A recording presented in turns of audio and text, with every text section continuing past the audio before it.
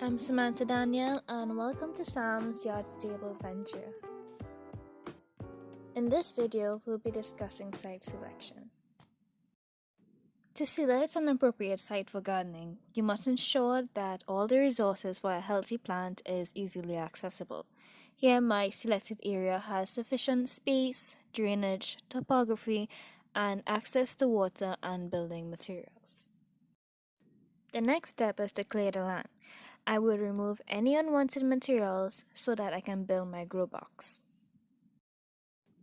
To build the grow box, I use materials at my disposal. In this case, an iron beam for secured structure, square wooden wedges to keep the beam off the ground to make the blocks sturdy, and donated red blocks.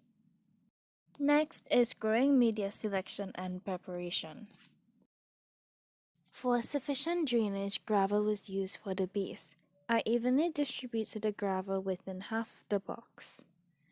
Then, carney clay soil was used for the second layer and again evenly distributed. For the top layer, a mixture of soil and chicken manure using a 4:1 ratio and a 1 bag of sawdust was thoroughly combined using a shovel and again was evenly distributed on top. Along this process, weeds and any unwanted materials were removed.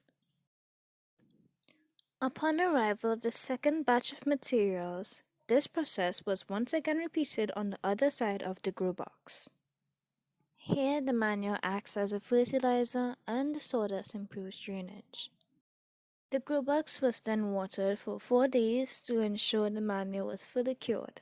This was also done in consideration of stray cats to observe their reactions, ensuring they don't destroy the grow box or the plants. On the day of planting, I till the soil, breaking up any clods to promote aeration and root growth. And finally, we can now plant our seedlings. To select good seedlings, I paid attention to any signs of pests or deficiencies, and I also paid attention to their roots by following the 2:1 shoot to root ratio and ensuring they were white in color and that they had their structure still intact. My selected crops were pimento, tomato, okra, lettuce, cabbage, cauliflower, sweet pepper, chive, and hot pepper. To plant the seedlings, I used a knife to create a planting hole deep enough to accommodate the root of the seedlings.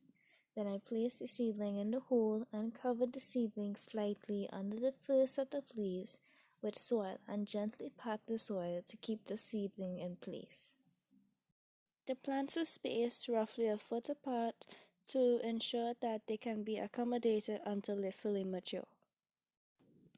This process is repeated to plant the rest of the seedlings. Hot pepper and pimento seedlings were separated by planting them on 2 different ends of the bed. This is because the pimento peppers can come out hot, just like the hot pepper. All the short crops were planted on one length of the bed, while the tall crops were planted on the other side of the bed.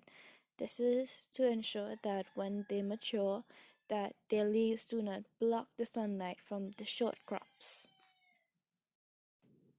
Then I watered the plants and left it for the day. The next day I'll come again and water the plants only if needed. And that's all for today. Bye, see you soon.